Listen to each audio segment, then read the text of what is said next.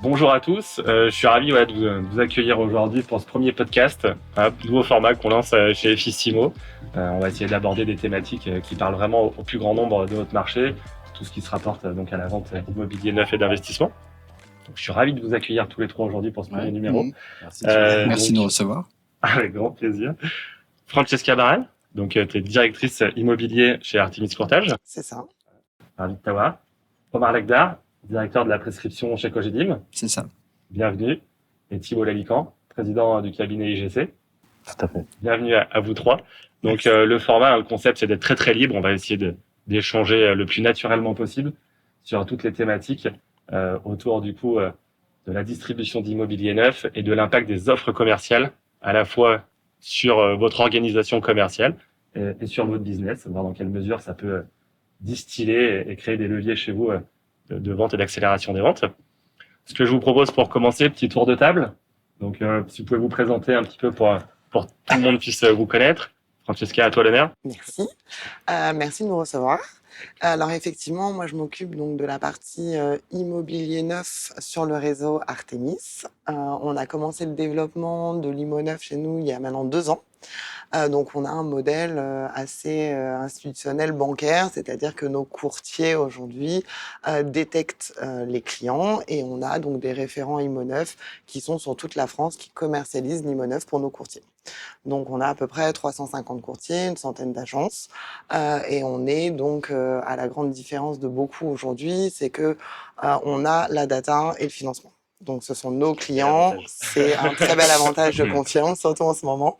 Voilà. Et donc on est le courtier détecte en fait soit pour de la résidence principale quand nos clients viennent faire une capacité d'emprunt, donc on compare avec le neuf et l'ancien, surtout bien souvent quand il n'y a pas d'apport, soit de l'investissement locatif ou du placement ou autre, et ils téléphonent à leur référent IMO qui prendra la relève avec un rendez-vous tripartite. Voilà, et c'est ce qu'on développe au Natio depuis 2 ans maintenant sur tout le territoire. Avec une belle dynamique, je crois. Exactement, et une très belle équipe sur le terrain. Canon, merci beaucoup. Omar. Donc Omar Lagdar, directeur prescription Cogedim. Merci de nous recevoir. J'ai une équipe de 13 personnes un petit peu partout, qui sont implantées un peu partout en France. Pour distribuer au travers de partenaires externes donc la production de logements Cogedim. Voilà, ça fait 2 ans que je suis chez Cogedim. Voilà, avec toujours plein d'innovations, d'idées qui arrivent, donc toujours dans une bonne dynamique. On entend beaucoup parler de Cogedim en ce moment dans les médias, beaucoup d'innovations, notamment marketing et commerce, effectivement. Merci. Thibault. Oui, donc moi, Thibault, fondateur du cabinet IGC. Donc le cabinet IGC, c'est un réseau d'agences de conseillers en gestion de patrimoine. On a fêté nos 10 ans cette année, donc voilà, on est assez fiers de ce parcours et de l'évolution. Aujourd'hui, c'est à peu près 35 collaborateurs répartis sur 3 agences, bientôt 4. Donc le siège Paris 8e et 2 agences, puisque j'ai développé un concept d'agence en franchise, en gestion de patrimoine. Donc une première agence qui s'est ouverte à Enghien-les-Bains et une deuxième agence à Chessy. Et là, on travaille sur une 3e ouverture. Je ne vais pas encore l'annoncer parce que je fais un post sur les réseaux sociaux là-dessus. Notre ADN, donc nous, depuis toujours, on a toujours été des conseillers sur l'immobilier d'investissement, donc à travers toutes les lois de défiscalisation. Depuis le retournement du marché, un peu plus de résidence principale comme beaucoup. Ouais. Et on fait également un peu de placement financier. Voilà. Donc on couvre vraiment la palette. On est des vrais CGP et on fait des solutions globales, immobilières et financières. Voilà. Excellent. Merci beaucoup à tous les trois pour cette présentation. Alors, première petite question. Dans ce contexte, on a parlé un petit peu. Toi, tu as parlé d'une équipe très dynamique. C'est top. Est-ce que tu peux nous dire un petit peu comment, sur le terrain, les équipes se sentent aujourd'hui et comment, voilà, cette année 2024, malgré tout, un petit peu sur les chiffres aussi, sur les ventes? Écoute, sur le terrain, c'est simple, parce qu'on c'est vrai qu'on a une équipe qui est très dynamique au sein de nos courtiers, au sein de l'organisation commerciale. Donc aujourd'hui, on a à peu près une dizaine de référents IMO9 qui sont sur le terrain. Donc au quotidien avec nos équipes, au quotidien avec les courtiers. On est très proche sur la partie commerciale avec nos partenaires promoteurs. Donc en fait, énormément d'animation. Avec Omar d'ailleurs, avec Cogedim, avec tous les partenaires, c'est très important aujourd'hui, si tu veux, parce qu'on ne se suffit plus à un simple logiciel et une recherche. Et donc, c'est la présence sur le terrain qui va, aujourd'hui, on s'en rend compte, booster les ventes et accompagner vraiment nos vendeurs. Alors, pas pour la résidence principale, hein, parce que la résidence principale, ça reste aléatoire, hein, c'est là où le client va C'est vouloir ça. s'installer. Mais pour tout ce qui est investissement, en fait, animation présentielle avec les partenaires et on parcourt les routes de France avec tous nos partenaires promoteurs. Ok, super intéressant. Du coup, Francesca, vous avez un schéma un peu comme des agences bancaires. C'est C'est-à-dire ça, que exactement. les courtiers, ils travaillent pas tous l'immobilier en direct avec le client. Ils font appel dès qu'ils détectent un besoin, ils C'est font ça. appel expert. En fait, un c'est expert. exactement ça. Le courtier, il D'accord. détecte. Donc, l'avantage pour nos référents IMO9, c'est qu'en fait, quand ils ont le client, ils ont déjà le dossier complet de financement. Ouais. Donc, ce qui nous permet d'avoir un taux de transfo à 95% parce qu'on Ouais. ne signe pas ce qu'on finance pas. Ouais. Donc, c'est la grosse différence. En fait, on a déjà les simulations, on a tout. On sait le budget, la capacité d'emprunt. Et comme Artemis, aujourd'hui, on travaille pas sur du lead entrant pour la partie financement, qu'on travaille vraiment sur de la reco, c'est nos clients en fait. Ouais. Donc c'est une belle data C'est ce qui et fait on la a la force du chance. réseau C'est vrai. Artemis, quoi. 95% de taux de transfo. Je sais pas si tout le monde a entendu ce chiffre. ça peut en faire rêver deux, trois. Ce qui est hyper intéressant là-dedans, c'est sûr qu'en commençant par le financier, par le financement, on sait que c'est ce qui a été très compliqué un peu l'année dernière. Hein. Au-delà même de la hausse des taux, il y a quand même eu toutes les règles du HCSF qui ont complexifié énormément l'acceptation des dossiers. Alors, sur l'ARP, mais également sur l'invest, peut-être encore plus dur. Comment est-ce que toi, tu as fait, Thibaut, sur cette partie de l'invest Nous, ça a été vraiment difficile l'année 2020. Ça a commencé en septembre 2022. Donc, la remontée, honnêtement, on l'a pas vu venir. On la voyait arriver petit à petit, mais aussi brutale, franchement, on s'y attendait pas. Ça a été compliqué parce que on est passé d'un très gros volume à notre échelle, en fait, de vente sur l'investissement, Pinel, beaucoup de LMNP, à un fort ralentissement, puisqu'on a vu, ça a été quand même une hausse historique des taux. Je crois que ça a fait x4, x5 en 6 à 8 mois, donc ça a été assez brutal. Et du coup, en fait, tous les investisseurs ont disparu du marché, donc on a dû essayer de trouver des solutions. Donc nous, on travaille la vente en résidence principale depuis toujours, on a toujours fait ça. Mais là, on s'est dit qu'il fallait basculer le modèle de plus en plus sur l'immobilier en résidence principale, parce que aujourd'hui, puis on communique beaucoup. Je ne sais plus quel promoteur d'ailleurs a communiqué là-dessus en disant qu'aujourd'hui on pouvait réinvestir encore avec des taux à 1% sur la résidence principale sur certains profils. Et c'est vrai qu'aujourd'hui l'immobilier neuf tire un peu son épingle du jeu en résidence principale grâce à ça. Et donc on a basculé, parce qu'à la base c'est vrai qu'en tant que CGP on travaille plutôt la clientèle d'investisseurs. Bien sûr. Et voilà, on a réussi à quand même maintenir des volumes de vente, voire même améliorer un petit peu nos process sur certains points grâce à la vente en résidence principale. Alors, c'est intéressant, tu parles de communication. Je sais que, pour le coup, Cogedim communique énormément, voilà, de manière nationale, aussi bien auprès du particulier. Et là, je pense que vous faites partie quand même des promoteurs qui sont les plus actifs en ce moment sur les communications auprès des particuliers. Mais également, toi, comment est-ce que tu arrives dans le réseau à faire redescendre un peu ces communications qui, des fois, peuvent être hyper positives. Je pense que ce que tu as souligné, Thibaut, c'est ce qui est fort, en fait, c'est quand les marchés se retournent si rapidement, le plus compliqué à combattre, finalement, c'est aussi l'image auprès du particulier. Sur est-ce que c'est le bon moment d'investir, que ce soit dans le neuf, dans l'ancien ou dans l'investissement locatif. Comment tu arrives justement Et puis, tu as déjà la transmission d'informations, puisque aujourd'hui, je pense que vous ne me contredirez pas, vous devez recevoir une bonne dizaine de mails par jour. On reçoit au minimum. C'est pas que de Cogedim. C'est ça. Hélas. Et du coup, c'est vrai que déjà, il faut savoir se faire entendre, quoi. Donc, ça passe par communiquer par des biais différents et garder le contact et éviter justement la communication impersonnelle type mail ou ce genre de choses, parce qu'on sait que c'est pas forcément ce qui est le plus lu ou regardé. Et après, c'est l'offre aussi en soi qui va attirer l'attention ou pas. Là, on parlait, et tu parlais aussi tout à l'heure d'Access, qui est une offre qu'on va proposer en ce moment, qui est à destination donc des propriétaires occupants, enfin de ceux qui souhaitent le devenir en tout cas, plus exactement. La manière dont l'offre a été conçue répond à un réel besoin et du coup attire aussi plus naturellement l'attention. Je pense que quelque chose qui soit plus générique en disant, je sais pas, on fait les frais de notaire offerts ou ce genre de choses, ou c'est très bien.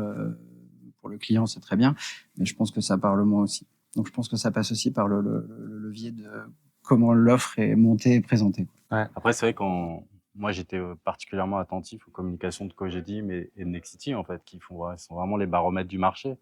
Donc, ouais, j'ai échangé beaucoup avec mes animateurs de prescription chez les deux promoteurs parce que voilà, Nexity et Cogedim, c'est eux qui font un peu la température, le marché, donc voir un petit peu comment ça se passait chez eux.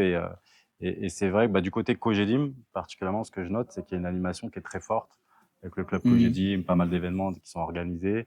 Et c'est vrai, c'est ce qui nous permet de maintenir une activité assez solide et aussi d'entretenir des liens Ouais, avec bien Cogedim. sûr. C'est vrai que les conseillers chez nous, ça marche très bien.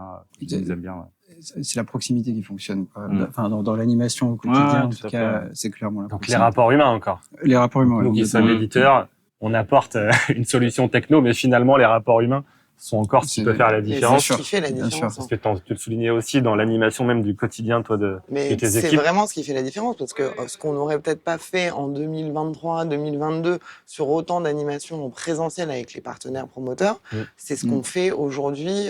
On détecte s'il y a effectivement les programmes, les sorties, et on se contente plus d'envoyer juste des mails aux équipes parce qu'on sait qu'un simple mail aujourd'hui, ce sera pas du tout interprété de la même manière.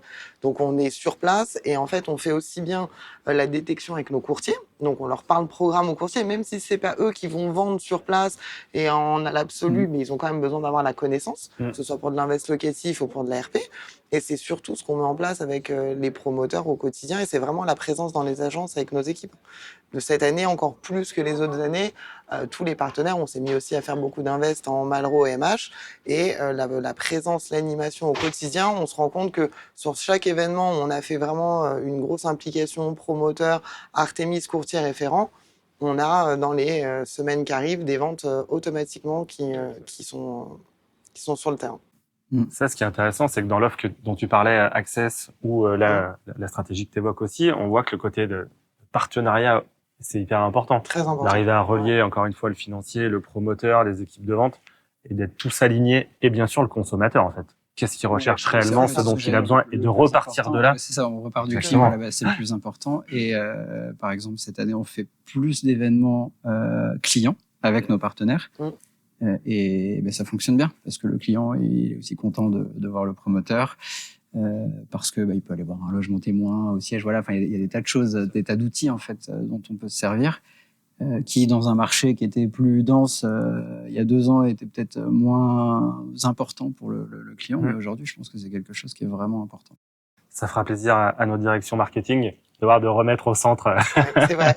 le client. Oui. Et c'est vrai que c'est toujours le sujet primordial, quand même, en fait, même quand on veut faire une vente, quelle qu'elle soit. Bien sûr, à partir du besoin du client. Exactement, ouais. Et de sa capacité, effectivement, qu'on peut avoir aussi à le projeter après dans un investissement qui, quand on fait ça au quotidien, on a tendance à oublier aussi l'importance d'un achat pour un particulier, que ce soit une résidence principale ou un investissement. C'est qu'on en fait beaucoup tous, c'est toujours un peu délicat. Tu as parlé un peu tout à l'heure, rapidement, et c'est intéressant aussi de voir comment est-ce que tu abordes la différence entre l'ancien et le neuf. En fait, aujourd'hui, c'est ce qu'on compare. Donc, tout client qui arrive aujourd'hui, les primo-accédants, surtout les jeunes, qui n'ont pas beaucoup d'apports, où c'est très compliqué, parce que le logement, il faut pas se mentir, hein. Aujourd'hui, on va aller devenir propriétaire de sa résidence principale pour les jeunes, c'est compliqué. Les loyers sont extrêmement chers en Île-de-France, donc c'est aussi compliqué. Donc, le marché se tend énormément. Nous, on compare. Si tu veux, on fait une simule, on leur dit, voilà, ok, vous venez pour une capacité d'emprunt dans l'ancien, mais aujourd'hui, vous ne pourrez pas aller dans l'ancien, parce qu'on n'a pas l'apport nécessaire au niveau des frais de notaire. Donc, il y a des choses à prendre en considération. Et on leur propose de comparer avec le neuf et de trouver le budget qu'on peut sortir aujourd'hui. Donc, on fait un comparatif. Ancien neuf, alors c'est pas ça matche pas toujours, hein, parce qu'on va dire l'ancien est souvent moins cher ou autre, ça dépend. Donc, c'est quelque chose aujourd'hui, nous, qu'on travaille énormément, de toujours être dans la cohérence entre le neuf et l'ancien par rapport au prix du marché. Et donc, les clients, entre le PTZ, entre les prêts actions zéro, entre les frais de notaire réduits, voire offerts, pas d'apport. Donc, à part les frais annexes ou autres, on arrive à sortir quand même des capacités qui sont beaucoup plus énormes dans le neuf que dans l'ancien. De DPE aussi. Et du coup, Francesca, ça m'intéresse. Quand vous recrutez un courtier en interne, directement, en fait, vous lui faites comprendre que sur la formation, vous allez le former. En fait, quand il rencontre un client, il doit faire une capacité de financement dans l'ancien et dans le neuf pour ensuite C'est l'orienter ça. vers un expert. Exactement. Alors déjà, on a formé, parce que En les fait, courtiers c'est- étaient déjà là, quand même, sur le on a réseau à la toujours base. travaillé avec les courtiers en tant qu'apporteur d'affaires, on Ouais. le fait encore aujourd'hui. Et bravo, parce que c'est vrai que c'est pas évident en fait pour une grosse structure de courtage. Je pense que vous êtes aujourd'hui un peu leader là-dessus, parce qu'en fait vous avez toute la data, comme tu l'as dit, vous avez tous les C'est clients. ça, et le Mais financement. c'est pas évident non plus de transformer mettre une en ADN. place, faire changer attention. l'outil. C'est hyper difficile. C'est pas évident, et puis ça marche pas à tous les coups non plus, parce C'est que tu clair. as quand même des clients aujourd'hui qui veulent de l'ancien parce que Ouais, ils ouais. veulent être livrés tout de suite. Donc même les frais de notaire, ils vont aller chercher, mais ils se rendent compte que des fois une capacité dans le Ouais. neuf, ils vont peut-être aller chercher du Mais nous, 230 alors que 150 dans l'ancien. Et ça fait quand même des très gros Ah écarts, oui. en fait. Hein. on démarche C'est les quand on courtiers part. au quotidien pour leur expliquer ça, en fait, Ouais. pour leur dire, mais faites des capas dans l'ancien, dans le neuf, il y a des écarts énormes, C'est envoyez-nous, on énorme. travaille le neuf, on fait des apporteurs d'affaires, des rétrocessions de commissions, beaucoup de CGP dans le neuf qui travaillent avec des courtiers indépendants, des entités, des agences, voilà, mais bravo. Mais après, vrai que c'est sur place. N'arrive hein, pas à tu les sais, faire faut changer de métier former sur facilement. place. non, mais C'est pas en deux jours. D'ailleurs, je crois que j'avais, il y a quelques années, je crois que j'avais envoyé un mail à un des directeurs d'Artemis pour C'est essayer de, pour essayer de leur dire, mais les gars, Faut faire quelque chose faire sur quelque chose. l'humain. Mais ouais. Moi, Mais ça tu me vois, paraissait hallucinant, en tu fait, m'as de me dire que, ouais, je pense qu'ils C'est C'est ça, ils exactement t'ont pas ça, répondu, tu vois. mais finalement, jamais tu vois, répondu. ils ont monté une... On n'ont a jamais monté la répondu, je pense qu'ils structure. avaient déjà le truc dans la tête.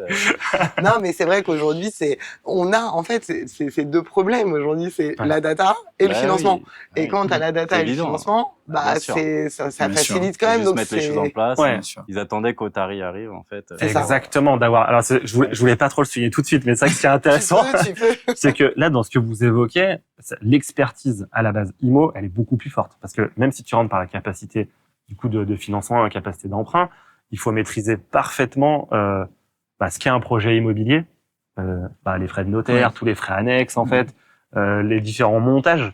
On parlait de PTZ, de prêt à 1%, il y a des taux de TVA différents selon les localisations, les zones. Enfin, aujourd'hui, c'est vrai que si tu n'as pas la maîtrise, la connaissance et des outils technologiques qui te permettent de faire des simulations et des évolutions assez rapides, c'est quand même assez compliqué, j'imagine, de pouvoir comparer rapidement 2, 3, 4 biens.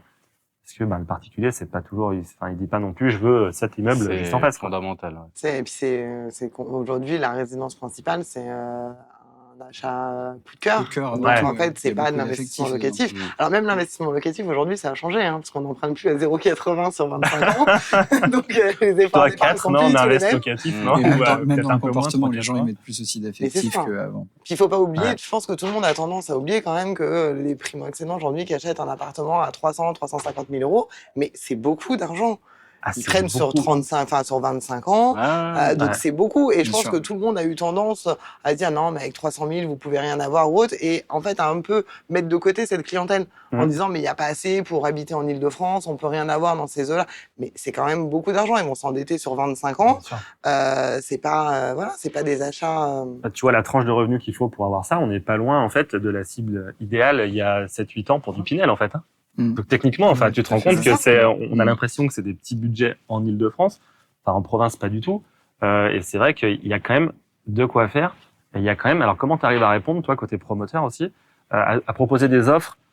On peut aussi aller un peu dans l'invest, justement. En adaptant l'offre. En adaptant l'offre, du coup. On a parlé un peu de la résidence principale. Sur l'invest, on a fait une offre l'année dernière qui a bien fonctionné puisque on permettait de réduire la capacité. En fait, on se rend compte qu'à un moment, ce qui intéresse les gens aussi, c'est ce qu'ils vont devoir payer chaque mois, tout simplement. Et donc, si on arrive à réduire ce montant, ben forcément, ça peut les intéresser. Donc, du coup, on a une offre cashback où pendant 4 ans, on va rembourser aux clients sous forme d'une mensualité et selon la typologie qu'il achète entre 100 et 400 euros, quoi. Et du coup, ça lui permet d'abaisser ces fameuses mensualités et du coup de pouvoir acheter plus sereinement, quoi, d'avoir ce bonus en plus. Vous étiez, je pense, les premiers à avoir sorti cette offre, non, quasiment. Enfin, On est je les veux pas, premiers- voilà, on est les il me semble premiers que ça a à été avoir un peu sorti cette copié offre. On l'a sorti par d'autres. on l'a sorti C'était assez une super tôt, bonne idée. Ouais, vous l'avez l'année sorti dernière. assez tôt. Pour le coup, on avait bien anticipé ce sujet-là. Et c'est une offre qui a très bien fonctionné. D'ailleurs, qu'on remet en place là tout de suite. Excellent, voilà. Pour l'été de l'investissement. Première annonce du premier Donc voilà, podcast. c'est ce que j'allais dire. Annonce officielle. Effectivement, ouais, jusqu'au 31 juillet, on remet ce système de cashback en place. Qui est du coup à destination des clients investisseurs. Ok, Alors investisseurs. après, on a d'autres offres sur la partie résidence principale accession. Okay. Et après, c'est une offre qu'on module aussi, parce que je crois que c'est ça le vrai sujet, en fonction du profil du client. Il y a des gens qui, par exemple, ne pourront pas acheter si on réduit pas à un moment, plutôt que d'avoir une mensualité, si on réduit pas le coût à la base pour pouvoir se faire financer. Ils ont besoin d'avoir le coût le plus bas possible. Et auquel cas, on cumule ces mensualités et on lui propose une réduction sur le prix de vente et ça permet de pouvoir... C'est plus facile. Voilà. Donc, je pense que l'adaptabilité au client, en gros, c'est aujourd'hui l'une des clés pour pouvoir permettre aux gens d'accéder soit à leur investissement, soit à la propriété. Alors ça, je pense que c'est hyper intéressant de s'adapter comme ça aux clients. Et comment tu arrives à le faire quand tu as des partenaires? Est-ce que du coup, je sais que j'ai dit, mais en tout cas, vous êtes assez souple pour dire les échanges vont assez vite. Parce qu'on voit aussi que le lien de la guerre, après, c'est d'être capable de... Il faut avoir beaucoup de souplesse, beaucoup de communication. Et puis après, on a une équipe qui est là pour ça, pour échanger. Et donc, les échanges sont assez rapides. Toi, Thibaut, dans le process commercial de tes équipes, du coup, comment tu fais aussi pour enfin, je sais pas, tu leur proposes, tu leur dis attention, soyez au courant, faites l'effort d'aller vous informer. Comment ils sont au courant de tout ça? Est-ce qu'ils arrivent à l'intégrer dans le discours commercial? Dire, selon ouais, c'est une très bonne question. Nous, toutes les semaines, déjà, on reçoit un promoteur. C'est systématique, ouais. Okay. Toutes les semaines, on a un promoteur qui vient nous présenter la sortie de ses nouveaux programmes. C'est obligatoire, en fait, déjà, pour comprendre un petit peu l'ADN des promoteurs, de voir les stratégies qui sont mises en place, mais aussi pour avoir une vision, des emplacements, des fonciers. Ça leur permet, de mettre à chaque fois des focus sur une ville, des choses comme ça. De voir aussi les process de réservation, d'options, parce que c'est vrai quand nous, on a agrégé, je pense, près de 200 promoteurs, donc c'est énorme. Et du coup, on a besoin d'outils, on a besoin de les rencontrer. Donc ça, dans nos process de vente, systématiquement. Après, il y a des strates de management, des choses comme ça, qui permet, et puis back-office, obligatoire, qui permet aussi de centraliser toutes les demandes d'options, de réservation. Et puis au tarif, bien sûr, qui nous aide. Voilà, non, mais c'est vrai, c'est un formidable outil. Moi, Merci. J'ai commencé il y a le cabinet il y a à peu près un peu plus de 10 ans, et c'est vrai qu'à l'époque, j'ai commencé avec un concurrent qu'on va pas citer, mais et qui était beaucoup. C'est vrai qu'on a beaucoup. À un moment, j'ai beaucoup souffert d'aller sur tous les sites. Ce serait chronophage.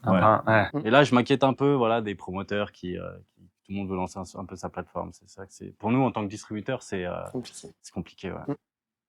C'est compliqué, effectivement, du moment. En fait, finalement, voilà. Je pense que ça sert à personne. Mais... Alors, je vais pas dire que je suis assez d'accord. On est forcément un peu jugé parti là pour le coup sur ce sujet. En tout cas, quelqu'un qui voudrait lancer une plateforme et qui peut pas être, ou qui s'interdit à la base d'être généraliste parce qu'il est concerné. C'est vrai que nous, on a du mal à comprendre comment ça peut vraiment fonctionner à long terme. Si encore une fois, on se place du côté, pas de notre côté, mais du côté de l'utilisateur. En fait, l'utilisateur, ce qu'il veut, c'est vraiment avoir accès à l'intégralité de l'information. Et c'était aussi l'idée de ce podcast aujourd'hui. Nous, on voit passer énormément d'offres co. Et on essaye de les retransmettre le mieux possible aux utilisateurs pour que vous puissiez avoir, encore une fois, avoir accès à cette information, l'intégrer dans les propositions et voir comment ça vient servir les deux côtés de la chaîne. Hein. Le promoteur, s'il fait une offre, c'est qu'il a besoin de sortir à un moment donné des lots et qu'il a l'envie de l'accompagner. Et à l'inverse, le vendeur, tant qu'on plus on peut l'aider en ce moment, quand même mieux c'est.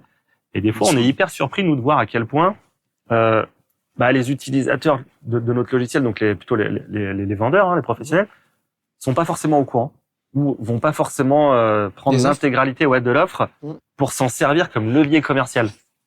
C'est vrai, t'as raison. Tu as soulevé quelque chose d'important parce que c'est vrai, on avait échangé justement avec Victor quand il est passé à l'agence et t'en as beaucoup de vendeurs qui n'ont pas tendance à prendre toute l'info sur l'offre.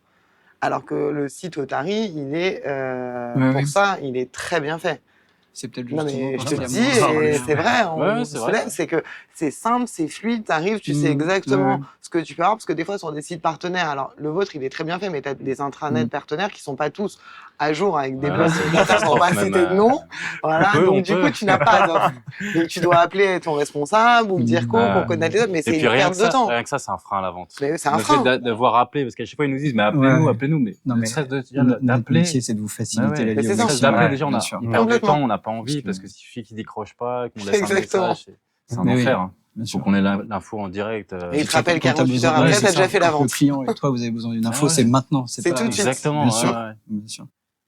Ça, c'est vrai que vous l'avez compris, Ça, c'est promoteur. l'un des- Quand on a besoin d'une info, c'est tout Ouais, de suite. mais c'est un des pareil. points clés. On parlait des mails aussi, on est inondé de mails.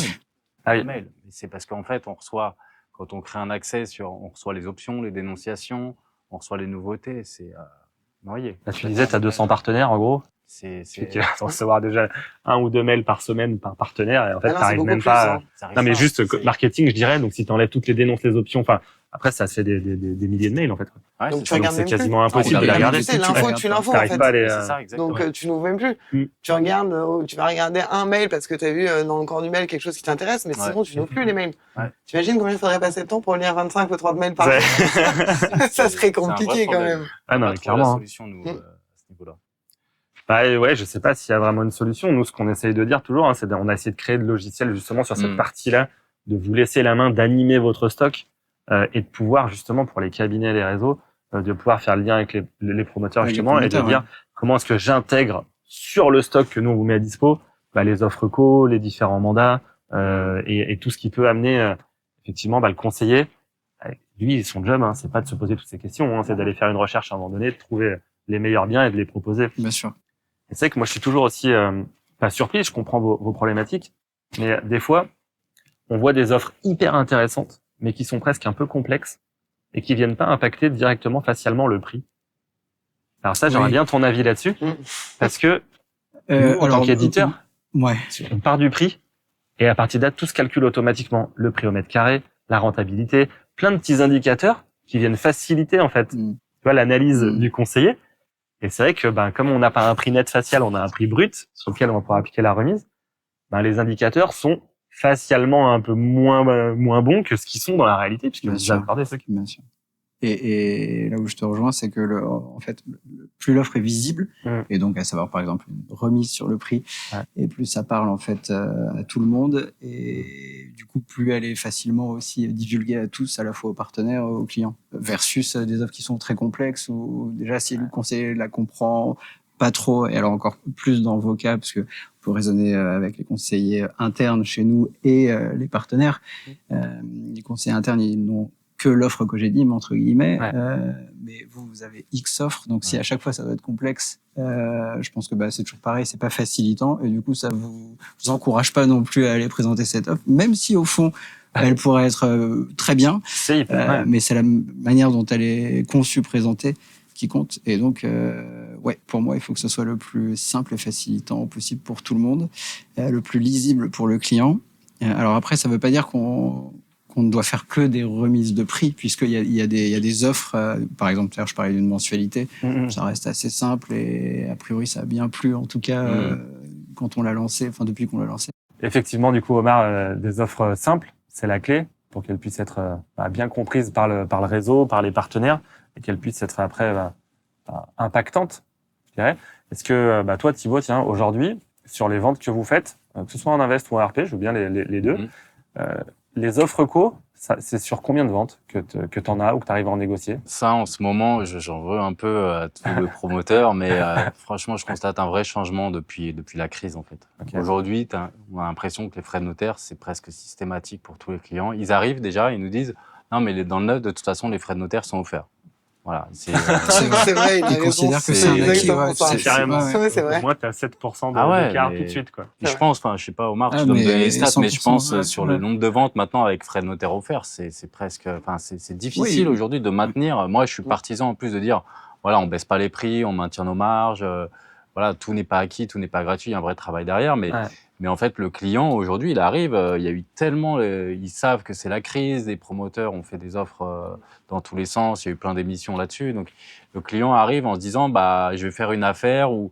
j'ai même des clients qui veulent faire des coups, ils négocient en disant, moi, je l'achète, mais si c'est 30 000 de moins ou 40 000 de moins. Ah ouais, voilà, clairement de la négo. Mais il y a des essaient de profiter du contexte, tout à fait. Est-ce que c'est des clients qui... Alors, c'est marrant. Enfin, quel profil ils ont? C'est ceux qui ont du cash dispo, qui disent, bah, je suis Non, prêt, bah, en fait, j'ai pas de Il y a, financement, il y a ou tout non? type de profil. Tout Alors, type de profil. il y a, on a tous vu, je pense, le capital de cette année sur l'immobilier neuf. Donc, On l'a vu et revu. voilà. Donc, Tout le monde l'a vu. tout le monde pense que voilà, il y a des des gros rabais possibles, sauf que le marché d'Île-de-France n'est pas du tout le même que celui de la province. Donc, forcément, on peut pas obtenir. Moi, je suis sur Paris et les agences aussi en Île-de-France, donc on a une clientèle francilienne, donc c'est différent. Mais du coup, j'ai perdu un peu le fil, mais sur les Sur offres. les profils. Ouais, sur les profils. des Alors, personnes qui on a eu, négocient moi j'ai comme en ça, qui tête un arrivent. client dernièrement qui lui venait en disant il veut un coup, il veut faire un coup, Ah ouais. donc il nous demande un retour de l'eau, quelque chose où il y a une grosse négo à faire, quelque chose où on peut, voilà, une baisse de prix de 30%, des choses comme ça. Il pense que voilà, les promoteurs sont étranglés et que forcément il y a une possibilité de faire des grosses négos. Donc nous, on essaye toujours de proposer l'offre aux promoteurs. On se dit bon bah voilà, on essaye, mais aujourd'hui, c'est voilà, Ça, ouais. il y a moins de stock déjà. Les promoteurs ont aussi, je pense, resserré un peu leur marge. Ils sont moins enclins à faire des offres. On voit aussi que les taux de com ont un peu baissé. Là, on retourne autour des 5-6%. Là, c'est une négo pour Omar ou non? Non, mais d'une manière, moi, je parle C'était d'un bien point de vue placé. général. Bien placé. d'un point Non, de vue général. 5-6%, je vais être très honnête, c'est ce qu'on constate nous aussi. Et puis on va dire, voilà, c'est clairement aujourd'hui, je crois qu'on doit être à 5,80. On fait En beaucoup de moyenne, résidences moyenne. principales. En nous, moyenne donc, sur le national. ouais. Donc voilà, c'est des choses qui sont quand même assez cohérentes aujourd'hui. On n'est pas sur ce qui a pu se Ouais, c'est pratiquer ce que fait le marché. dans le Oui, passé. oui. C'est sûr que vu l'état des marges et l'état du marché, je pense que tout le monde est obligé de prendre sa part aussi. De toute façon, à un moment donné, tu as quand même le prix du foncier, le coût de la construction. Donc, penser Bah, qu'on c'est va avoir ça. 10 à Suresnes T'as ou beaucoup à de coûts qui Puteaux, sont... ça n'existe C'est plus. ça. C'est clair. T'as beaucoup de coûts qui sont complètement incompressibles de toute façon. Donc, Ouais. il y a un moment où si on veut pouvoir continuer à sortir les opérations, la difficulté aujourd'hui pour un promoteur, c'est de sortir une opération déjà. Ouais. Quelque chose qui soit viable avec tous ces coûts dont tu parles. Donc, c'est vrai que, et en restant dans une enveloppe cohérente et qui puisse être digeste pour le marché et Bien pour sûr. le client final. Je n'ose pas imaginer avec la visibilité qu'on a en ce moment en plus, de monter des opérations à 4-5 ans, ça doit vraiment pas être un exercice facile. Non. Aujourd'hui, Je ne comprends pas les pouvoirs publics à ce niveau-là, parce que être promoteur aujourd'hui, c'est compliqué. Quoi. Grosse prise de risque. Ils rajoutent des normes en permanence, les coûts de construction augmentent, les taux sont chers, les fonciers, tout est cher, il y a de l'inflation, mais en même temps, il n'y a pas d'aide, il faut créer du logement. Enfin, à un moment, même mathématiquement, je ne sais pas comment on va faire en fait, par rapport à l'augmentation de la population, le nombre de logements construits. Alors, c'est vrai que sur les lancements, du coup, on en voit beaucoup moins. Hein. Ah ouais. Pourtant, il reste encore du stock, même si effectivement, peut-être que les bons coups, les choses comme ça, de toute façon, c'est souvent plus de la chance finalement qu'une stratégie. Être capable de voir une grosse baisse comme ça. Mais sur les lancements, il n'y en a pas tant que ça. Mais ça va être forcément en pénurie sur le marché du logement dans quelques années. Oui, Tout il ce y qui est, a un manque d'offres. Parce que il y a ce qu'on voit facialement aujourd'hui et tout ce qu'on ne peut pas monter et donc on ne pourra pas proposer aussi demain. Donc finalement, c'est une machine qui travaille toujours avec un délai de latence qui est énorme. Bien sûr. Donc oui, il y a moins de lancements. Alors après, chacun sa stratégie au niveau des promoteurs. Nous, l'année dernière, on a passé pas mal de temps à réfléchir à comment conceptualiser une offre qui justement puisse répondre au marché avec des prix enveloppes plus petits, avec des nouveaux produits, j'allais dire. On va sortir un démembrement avec des enveloppes à 75 000 euros, 80 000 euros à peu près l'enveloppe, donc ça peut répondre à... C'est très innovant, parce que le démembrement, historiquement, c'était plutôt pour des gens qui avaient plutôt des gros moyens et qui étaient capables d'avoir des enveloppes un peu plus significatives. C'est réservé, normalement, dans l'esprit de tout le monde, vous me direz si c'est pas le cas. Mais c'est réservé à une élite parce que, effectivement, ce sont des grosses enveloppes et du fait du montage en soi du démembrement. Et là, nous, ce qu'on cherche à faire, c'est à le démocratiser avec ces enveloppes. Mais voilà, c'est très bien parce que ça pousse à innover, à réfléchir à des nouvelles solutions. Mais c'est vrai que c'est pas évident. Et en termes de stock, le stock est au plus bas pour toute la promotion, entre guillemets, en termes d'offres. Mais là, en termes de pédagogie, par contre, ça m'intéresse vraiment de savoir comment vous ressentez ça. Là, une offre en démembrement, donc sur une thématique qui était un peu une thématique de niche. Mais là où tu viens être innovant avec des prix qui changent complètement la donne en fait. Parce que quand c'est sur 70, 80 000 euros, quand c'est sur les enveloppes chambre étudiante, des produits qui avant étaient vraiment pour les primo-investisseurs, je dirais presque. Nous, on n'a pas commencé encore la commercialisation de cette offre. Ok. On va la commencer. C'est pas sorti. Non, mais c'est une on va la avant-première. commencer C'est ensemble. une deuxième avant-première. Ça sort bien. C'est une deuxième. On formera J'ai les bien fait équipes venir, pour. Tu vas former aussi tes équipes pour, tu Je vois. suis rentré, j'ai dit, bon les gars, On là. sait qu'à la rentrée, ça y est, on est tous partis à fond. Non, on le lance très bientôt. Là. D'ici une quinzaine de jours, ce sera lancé. Ah ouais, ça c'est C'est vraiment du hyper tour intéressant. centre. Et du coup, bon voilà, c'est un produit qui est très, en tout cas sur le papier, qui coche un certain nombre de cases pour tout le monde. Quoi. Et pour un particulier, c'est quoi du coup la cible idéale? C'est quelqu'un qui se dit, bah tiens, je veux préparer, donc je récupère à la pleine propriété au bout de 15 ans, Ouais, 16 c'est ans, ça, ouais. c'est ça? Ouais. Et du coup, l'idée c'est quoi? Je prépare ma retraite ou une résidence secondaire ou après un locatif? L'intérêt, c'est que le client qui a, qui va avoir, je sais pas, 40, 45 ans, n'a pas forcément là tout de suite besoin de revenus complémentaires qui vont être fiscalisés, mais par contre sera ravi de les avoir dans 15 ans une fois qu'il en récupérera la pleine propriété. D'avoir du revenu complémentaire parce qu'il en aura besoin, parce qu'il sera à la retraite. Voilà. Donc c'est ça le concept, il est là. Ok, hyper intéressant, avec tous les intérêts du démembrement, donc les frais réduits au départ parce qu'on est sur une petite enveloppe. Et la plus-value sera calculée sur la valeur totale si jamais il veut revendre après, hein, c'est ça? Ouais, c'est ça. Ouais. Avec Ouais. Moi, j'avais une question, Omar. Comment, alors déjà, la première question, c'est est-ce que, chez Cogedim, vous pensez qu'il va y avoir un après-Pinel? Deuxièmement, La question. La question. S'il n'y a pas l'après-Pinel, comment, en fait, dans vos bilans, vous allez faire pour combler la perte, en fait, des 30% de vente que vous faisiez en Pinel pour vos GFA et Très bonne question. Alors, est-ce qu'on pense qu'il y aura un après Pinel? En fait, s'il y en a un, tant mieux, mais on compte pas là-dessus. Et alors, j'ai une phrase. C'est intégré déjà. J'ai une phrase que mon président aime bien, c'est aide-toi et le ciel t'aidera. Et ouais, je trouve que c'est bien résumé. Donc nous, pour l'instant, on réfléchit à comment nous on peut faire en sorte, au travers des produits dont je vous parlais, hein, le démembrement, le Fraccess, ce genre de choses, comment on peut faire en sorte, voilà, d'avoir des produits qui correspondent au marché et du coup d'avoir un taux d'écoulement qui soit tout à fait satisfaisant, quoi. D'accord, donc vous avez remplacé le Pinel par du démembrement. On va pas remplacer le Pinel par du démembrement, mais le volume. démembrement est l'une des réponses, en gros, de remplacement, parce qu'on s'attend à faire quand même, pour vous donner une idée, on va sortir 500 lots cette année en démembrement. Donc c'est pour nous, c'est du vrai volume. On va devenir le deuxième opérateur en démembrement du marché derrière. Voilà. Donc et ça devrait combler pour obtenir les GFA. C'est l'une des réponses en gros. Pas la seule, mais l'une des réponses. Ça va être des vrais sujets aussi pour les promoteurs, de se dire au niveau des lancements, est-ce qu'on lance parce que si on obtient une GFA, il n'y a plus les Pinel 18 mois ou 24 mois après. C'est fini. Voilà, nous, les CGP, on va plus se mettre sur des lancements. Enfin, c'est compliqué de se dire, on va pas se mettre sur un lancement, on va être payé dans 2 ans, personne va vouloir aller sur des lancements. Ouais, après, t'as le meublé patrimonial, je crois que tu disais tout à l'heure que t'en faisais beaucoup plus. On commercialise plus aujourd'hui ce qui est pas actable. Ouais. C'est-à-dire que même les sorties de programmes ou autres, si c'est pas actable, on prend pas de risque.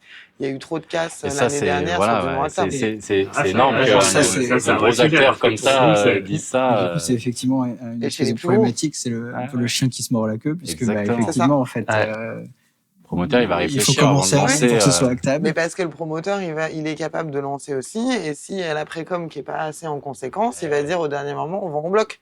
Donc, toi, tu as signé quand même avec tes clients, tu as pris le risque. Et quand tu fais de l'ARP, tu as les histoires de PTZ aussi. On ne sait pas s'il se reconduit l'année d'après avec quel barème. S'il est engagé sur le client. La TVA 5.5, pareil. Là, c'est la même chose. Regarde, le Pinel, allez, tu peux pas aujourd'hui faire du Pinel si c'est pas acté avant le 31. Donc, ça veut dire que tu peux pas le mettre sur des programmes non actables. Et c'est vrai que, bien entendu, à chaque fois que tu parles avec un promoteur, il te dit, mais c'est actable dans 3 mois. Bon, alors, on parle même pas, nous, des PC non purgés, ça, on travaille même pas dessus. Mais le non actable, on peut prendre en considération si, par exemple, un promoteur a acheté le terrain. Parce qu'on sait que ça peut prendre un peu plus de temps, mais ça va sortir. Mais sinon, vous appliquez des gros filtres alors sur l'offre. On applique vraiment des gros filtres, ou alors on appelle, on demande, t'en es où dans la commercialisation, on est sûr, pas de recours ou autre. C'est un sujet parce que l'année dernière, en fait, ça a été un gros sujet sur le Pinel ou autre. On a eu de la casse et les seules casses qu'on a pu avoir sur le groupe, c'est par rapport à des produits qui n'ont pas pu être actables et qu'on a pu décaler l'actabilité. Vous avez pas trop de problème de financement. Non, c'est ça. C'est horrible. C'est horrible parce que pour les équipes. pour toi en tant que chef d'entreprise aussi en Ouais, termes c'est de la trésor et de... la trésor, le commercial est dégoûté, le client, tu peux avoir un sujet à traiter de mécontentement, de mauvais avis, de choses comme ça d'un Bien client. sûr. Enfin, c'est chiant C'est dans toute tous la les chaîne, sens, de quoi. toute façon, La qui chaîne, impacte. T'imagines donc, qu'une résidence principale, aujourd'hui, quand tu la vends déjà à 24 mois, 18 mois, 36 mois et que tu prends 7 ou 8 mois, va faire patienter le client 7 ou 8 et mois le et que pire, sa je crois dette que qui le pire, retourne. c'était quand on avait un c'est client compliqué. qui avait eu un super taux, par exemple. Ah ouais. Et puis, du coup, bah, le programme se fait pas. Mais là, du coup, tu essaies de leur vendre un truc, mais tu te dis, bah, c'est plus 1, mais c'est 4 maintenant. Et c'est beaucoup moins C'est intéressant. compliqué. Ouais. Ça n'a plus rien à Ok. voir. Ah oui. Plus rien à voir. En fait, tu lui as un peu gâché son projet de vie, Bah quoi. oui. Ouais. Il t'en veut. Alors, non, mais il y en a eu, Mais hein, c'est des vrai. clients comme ça, alors qu'on n'y est pour rien. Mais ce client-là, et il y Mais en t'as a eu raison. qui se sont retrouvés dans des situations délicates, ouais.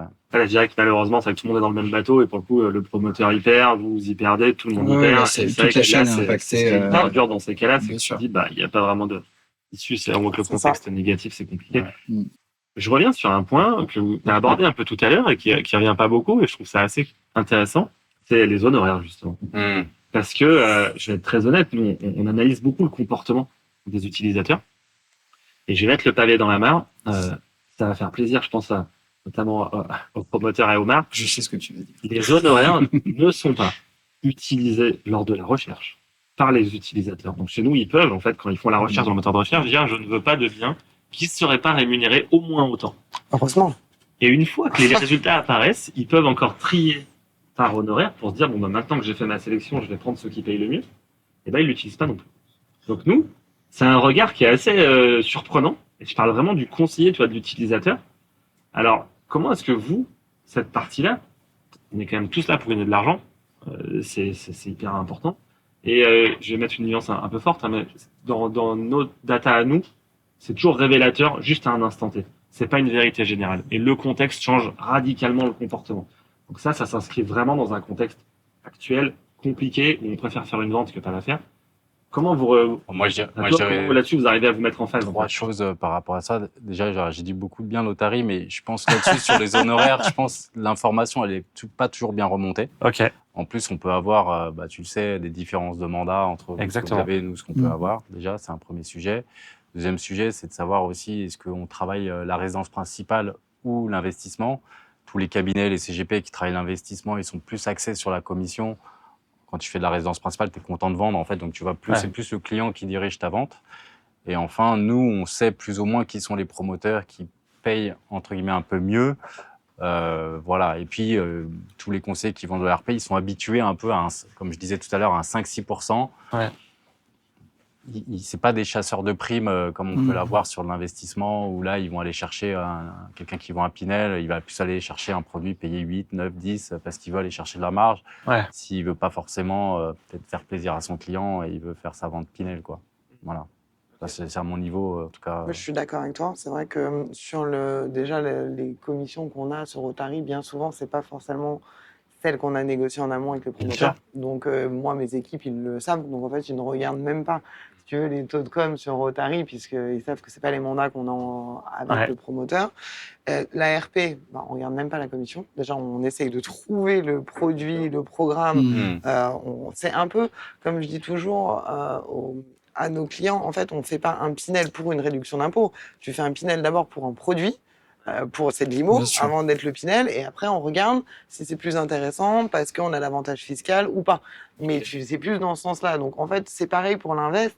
Nous, on met en avant certains programmes, donc ils savent combien ils sont payés sur tel et tel programme. Les conseillers ont accès à cette information-là. Toutes. Okay. Ils ont accès, ils savent les programmes. Ils ont accès au mandat de façon transparente. Okay. Totalement transparent. Okay. Je pense que le conseiller, s'il a le choix entre deux produits équivalents en invest et qu'il y en a un qui est mieux payé que l'autre, peut-être que ça deviendra un critère de sélection. Mais je pense pas qu'aujourd'hui ce soit la priorité. Ouais. En revanche, il y a un point, par contre, sur la RP, c'est vrai qu'en dessous de 5, là, par contre, on n'aime pas. C'est-à-dire que si ça descend des produits à 4 ou 3, c'est vrai qu'on va essayer de proposer, par contre, un produit payé 5 ou 6, parce que on estime que c'est vrai qu'en dessous de 5, les conseillers, on a du mal à descendre en dessous de 5. C'est vrai que 5, c'est un peu la norme. En fait, j'ai l'impression que c'est devenu un peu une normalité. Ouais. Mais en dessous de 5, on a des produits. Alors, des fois, ça nous est arrivé d'en faire, des ventes payées 2, 3, parce que c'est le client qui veut ça. Limite, il nous envoie la photo du programme et il dit je veux ça. Donc, on va lui vendre. Voilà. Mais sinon, franchement, le produit payé 2 ou 3, c'est celui qu'on présentera en dernier, parce que à un moment, en fait, avant de faire une vente, il y a quand même énormément de travail derrière. Il y a peut-être eu plusieurs propositions. énormément de rendez-vous faits pour faire une vente. Et c'est vrai que ça prend Puis du c'est temps, quoi. chronophage, Ouais, les c'est RP. Hein. chronophage, hein. C'est Dans pas. RP, tu peux avoir les demandes de visite, tu peux Ah bah avoir ouais, plein exactement, d'échanges. ouais. T'accompagnes les clients, ils ont forcément, l'affectif, à T'as tout une notion moment, ils sont en train de d'aménagement, regarder. de matériaux. Ouais.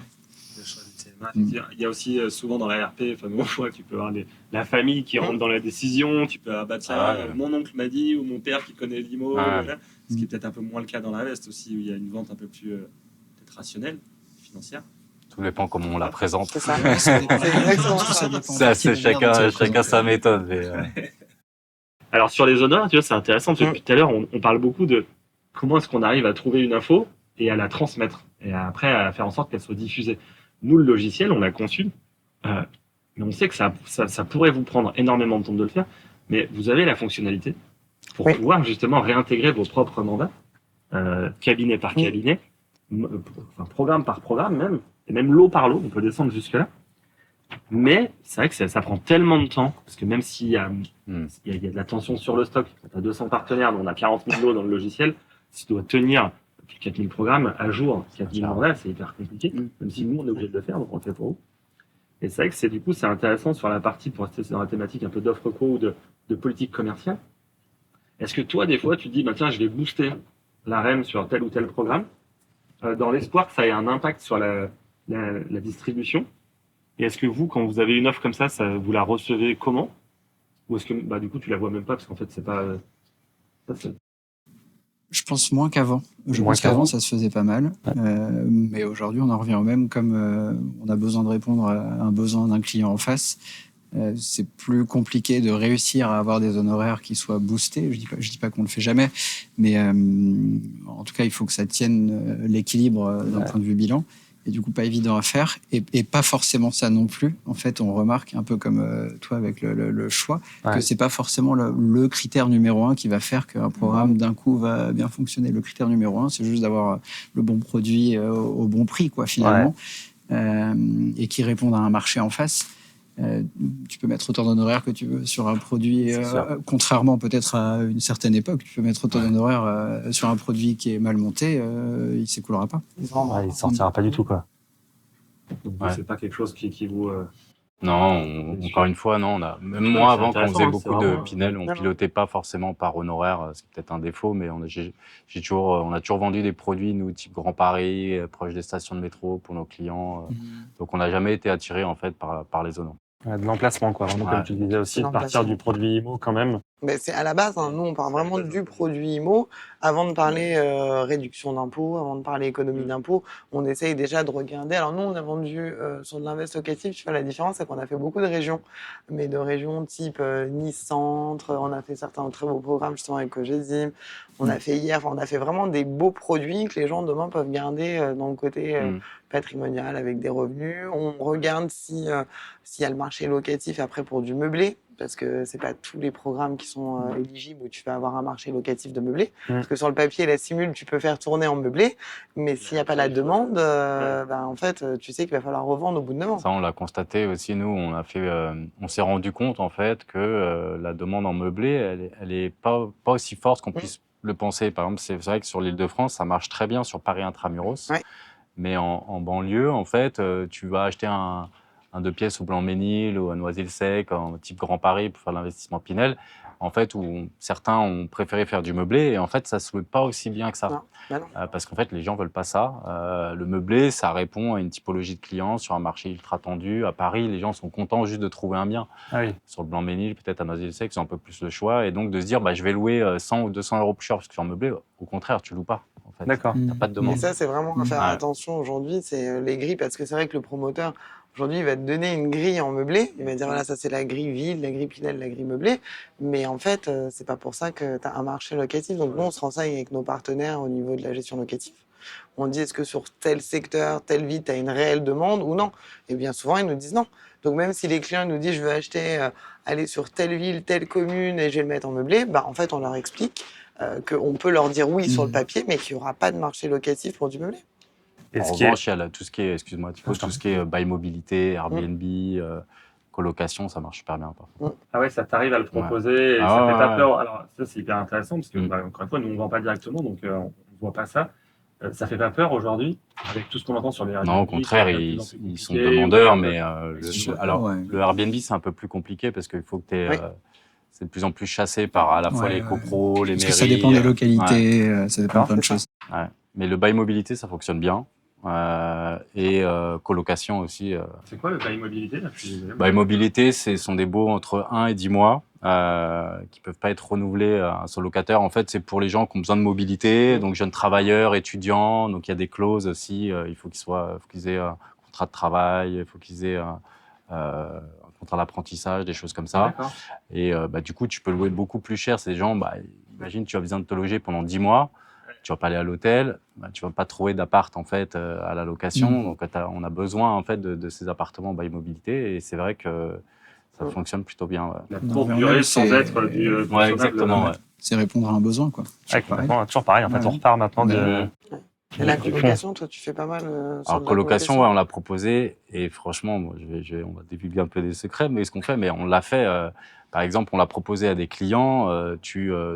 En fait, où tu proposes un 4 pièces où tu cloisonnes en fait le séjour, et tu le transformes en un 4 pièces où il y a 3 chambres en 4 chambres, Ok. en meublé, et là, tu as des rentas à 10% sur du neuf. On Ouais. l'a Ah ouais. déjà vu. Ouais. Mais pour le C'est coup, c'est même pareil, la 10%. localisation, j'imagine, est hyper importante parce Ouais, que. bien sûr. Donc ça, c'est du Paris intra. Et ça, tu le fais dans le neuf. Ouais, dans le neuf, ouais. Dans le. Ça se fait. En fait, et c'est là où Ah, ça se fait super. il y a Ouais. des super opportunités On à aller chercher. préconçoit comme ça. Ah, vous en. Ouais. Ah oui, modulaire du coup. Ça fait partie des D'accord. innovations où ouais, on peut préconcevoir, nous, à la base, avec notre équipe d'archi, d'avoir un appartement en colocation. Ah, génial. Tu as un plan classique et un plan Où ils T4 anticipent les colocation. divorces. La V2, Ils le anticipent divorce. les divorces. Et en On plus, sépare le 4 pièces en deux. Donc la cloison est en moellon du coup, mais. un gros point intéressant en plus, c'est que souvent les promoteurs, tu me dis Omar si je me trompe, quand ils lancent un programme, tu as le studio qui va être à 7000 du mètre carré, qui est hyper cher au pro mètre carré, et ton 4-5 pièces qui va être à 4000 en fait du mètre. Alors que dans l'ancien, on raisonne pas du tout comme ça. Ouais. On raisonne pro mètre carré C'est pour le ça. studio et le Pour 5 pièces. studio et le 5 Et donc, tu as des super affaires à faire sur des Mm. 4-5 pièces dans le neuf, parce que le prix est dégradé par rapport Ah presque oui, au bien marché sûr. de l'ancien. Mm. Et derrière, en fait, tu cloisonnes, tu fais plusieurs chambres, tu as des rentas, tu as des très grosses rentas. Ah ouais, la mécaniquement. Et en plus, pour un invest, du coup, c'est génial, parce que t'as une super renta, Mais- t'as un côté patrimonial qui Mais est ouais. énorme, du coup, t'as une T'as grande un surface. appartement qui est neuf. Et je Neuf, me souviens voilà, d'appartements que j'ai dit, cœur de ville à Bobigny, 4 pièces, c'était à 300 000 euros. Enfin, 300, ça- même des 5 pièces, il y avait des 5 pièces pas très chères, à moins de 350 000 euros. Mais Super intéressant. c'est des rentas à 15% là-dessus. Hein. Puis c'est ceux qui ont le plus de mal à partir dans les programmes. En le plus. programme, il te reste Oui, que en les plus, 4 ouais. et 5 pièces. Ok. Ouais. C'est les moins demandés donc, Ah bah et, oui. et les plus chers. Donc, toujours pareil, l'enveloppe fait que, Parce que tu as moins certaines de gens peuvent y communes où accéder. tu te rapproches d'une maison. Mm. Quand tu arrives sur les 4-5 Ouais, pièces, c'est ça, tu ouais. vas Oui, être carrément. sur certaines Ouais. communes, tu te reviens, rapproches d'un mais petit Surtout pavillon. dans certains secteurs où la demande est plus difficile, sur les secteurs type Bobigny, Seine-Saint-Denis, où la demande est moins importante et tu peux l'acheter en tant qu'investisseur à vraiment des prix intéressants. Tu refais un plan intéressant. Et là, on ça en marche revient super quand bien. même à un vrai métier d'expertise, quoi. Parce qu'il faut connaître parfaitement quand même la zone, il faut connaître. En fait, Ouais, on se accompagner réinvente le client pour sur, essayer de trouver de la rentabilité à nos clients, en fait, Mm. parce que Ouais, tu as c'est aujourd'hui. ça, intéressant. C'est comme dans la résidence principale, je sais pas toi, mais nous, on a énormément de demandes sur les T3 compacts aujourd'hui. Donc petit T3. Des petits T3. Donc Petit c'est-à-dire T3, ça veut combien dire que 57 mètres 57 carrés, mètres carrés 58, tu as un Ok. T3. Mais aujourd'hui, dans le budget, en Ouais. plus, ils sont bien souvent éligibles à la TVA 5.5, parce que les T2, il y a certains critères. Et du coup, ça permet d'avoir la chambre en plus, Mais bien tu sûr. vois, dans le petit T3 Ou le compact. bureau, que tu transformes en bureau potentiellement pour Ouais. le Une télétravail ou chambre autre. d'enfant. Nous, on, Ah ouais. on travaille avec des ergonomes pour étudier, en gros, pour supprimer les mètres carrés qui ne seraient pas utiles. Donc, on prend plusieurs cas possibles de profils d'occupants. Ça peut être toutes sortes de cas, la famille monoparentale, et en fonction de ça, on étudie les déplacements que les gens font dans un logement et du Ok. coup, quels sont les endroits qui potentiellement ne sont pas utiles. C'est beau, hein. En gros, c'est garder exactement la même utilisation sans que l'occupant se sente dans un endroit plus compact ou quoi que ce soit, mais malgré tout qu'il le soit. Et ça donne effectivement des Parce qu'aujourd'hui, T3, le T2 de 50, 52 mètres carrés, c'est difficile à vendre. Ouais, c'est quand même pas, Ouais. c'est pas facile. C'est C'est sûr. pas facile. Et je parlais tout à l'heure, on a un logement témoin là, à notre siège à Richelieu. Et systématiquement, quand on le fait visiter, les gens ressortent et disent bon, ça fait quoi? Ça fait 63, 64 mètres carrés. Et non, il fait 58 mètres carrés, un peu moins. Comme quoi, même. quand c'est bien conçu. Et oui, c'est juste la conception. Super, merci. Alors, pour conclure, dernier petit tour de table, petite question. Si vous deviez avoir une offre où tu dis, ben tiens, ça me change la vie dans mon quotidien et ça me permet vraiment de matcher, j'aimerais que Cogedim me fasse cette offre. Ce serait quoi pour Ça m'intéresse. On va pas dire les frais de notaire, puisqu'on les a déjà. Ouais. C'était acté les frais de notaire. On parle pas de frais de notaire, alors. Ça, c'est bon, on les a obtenus. Bah, écoute, une offre aujourd'hui, c'est d'être... alors, ça va résumer un peu tout ce qu'on s'est dit, je pense, mais c'est la cohérence avant tout au prix au mètre carré. Ouais, vraiment, tout de suite, l'impact. En fait, la pertinence du montage, quoi. Ouais, je rejoins Francesca. C'est vrai que la cohérence du prix au mètre carré est hyper importante. Après, peut-être partir dans un monde, alors, je sais pas si c'est bien pour nous, je me pose toujours la question, mais de se dire peut-être la marge de négo en fait sur les prix, même si on fait la demande, mais voilà, qui est peut-être qu'on retourne sur peut-être un marché de négo sur des prix du neuf. Je sais pas si ça peut être intéressant, si c'est bien pour nous, mais je sais pas. Des fois, je réfléchis à ça, mais sinon, de connaître ta latitude en fait, de dire ok, j'ai ça de jeu quoi. Ouais, peut-être, et mais après, je pense qu'on peut pas non plus réinventer notre métier plus que ça sur l'offre commerciale en tout cas. Je pense qu'on a touché le bas là. C'est vrai. Finalement, ça reste des projets, Je du pense gré à qu'il faut gré en revenir, fait, au et d'être contraire, capable à aussi quelque chose d'échanger. de moins d'offres en fait. Moi, je serais plus partisan de se dire on arrête. On a les justes prix finalement. Ouais. Ouais, Je pense que on est bien positionné. Oui, parce que c'est confusant pour les gens aussi de voir autant d'offres. En fait, on ne sait plus quel est le prix de marché. Enfin, en tout cas, le particulier aujourd'hui qui achète, il n'a plus vraiment cette notion. On disait tout à l'heure que les frais de notaire, c'était un acquis. Ouais. C'est pas forcément logique. c'est peut-être de notre faute, les professionnels de Génial. l'immobilier. Je pense qu'on n'a pas anticipé la hausse des taux en fait. Et pendant des années, tout a augmenté. Donc, on doit arrêter, c'est ça. Super. On arrive à la fin. Voilà, je voulais vous remercier pour pas que ce soit trop long. Merci beaucoup à tous les trois pour cette première Merci à toi. C'était passionnant. J'ai passé un super moment. Également, plaisir partagé. Aussi. Et puis, on vous donne rendez-vous rapidement pour découvrir ce podcast et ce sera pour le prochain également avec de nouveaux invités. Merci à tous et à bientôt. À bientôt. Merci à toi, à bientôt. Ouais.